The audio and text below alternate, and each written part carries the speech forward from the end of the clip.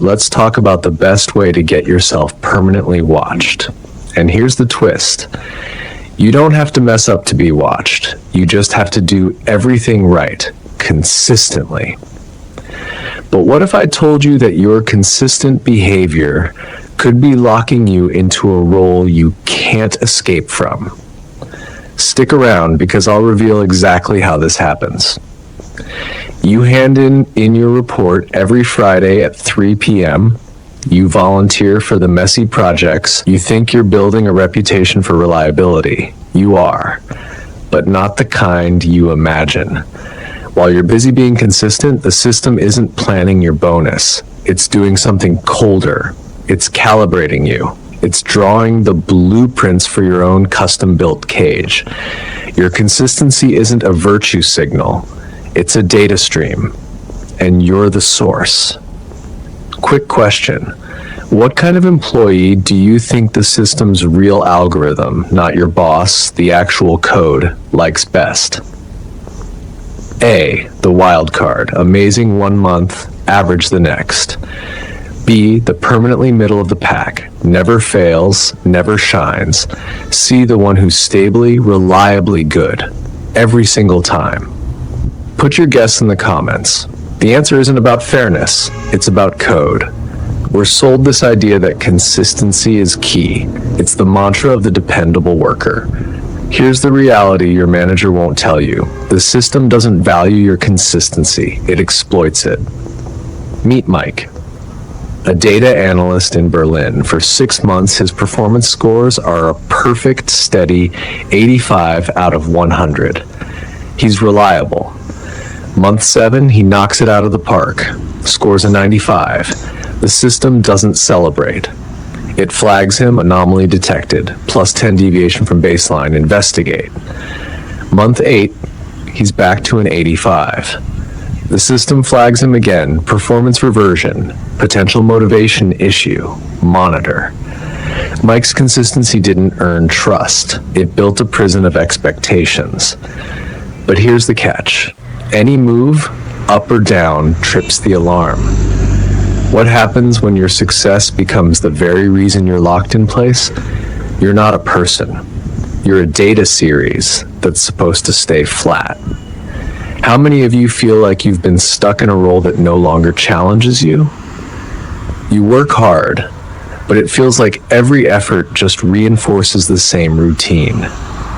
This isn't about being reliable. It's a battle over who defines you. Every time you deliver like clockwork, the system does 2 things. 1, it maps your limits.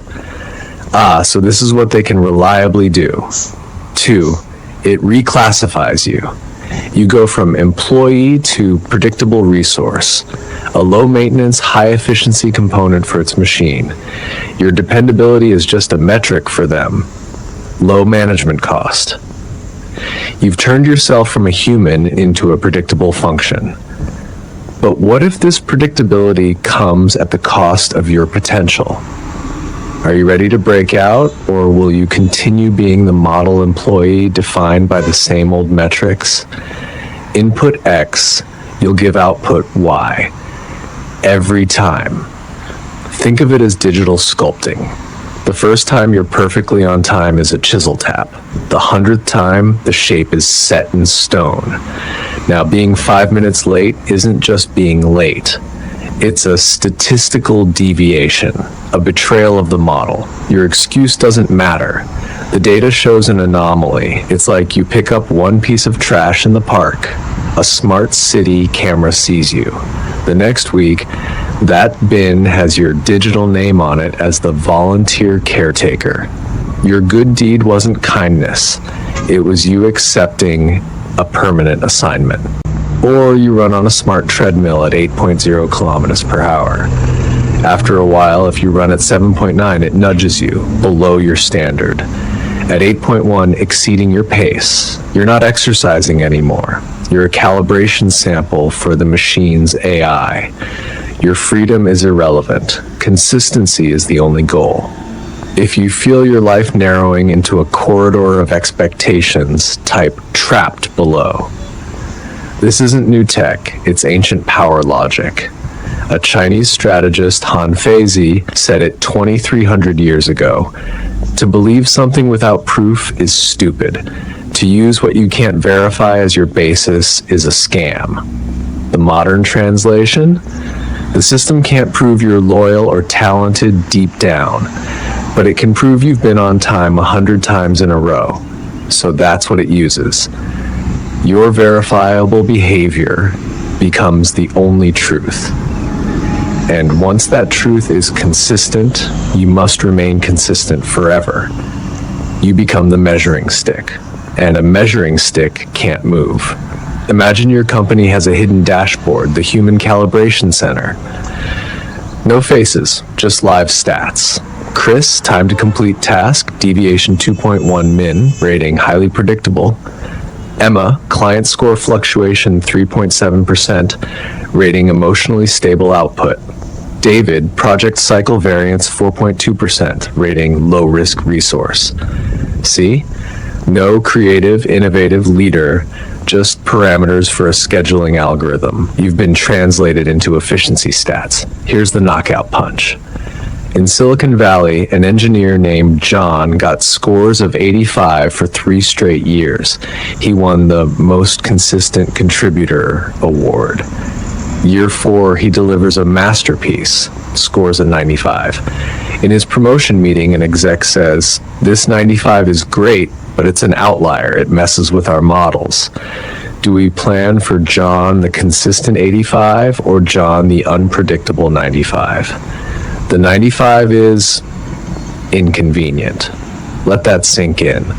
Extreme consistency can make your own excellence a problem. You become the benchmark for stable, and any glorious deviation is seen as a system error, not a human triumph. You are punished for exceeding the expectations you set. So back to the start. Who does the system love? If you picked C, you get it. The system doesn't love excellence. It loves predictable high output. It's the perfect no-surprise machine part. This is the 4th law. Consistency isn't how you earn trust. It's how you apply for your own perpetual surveillance.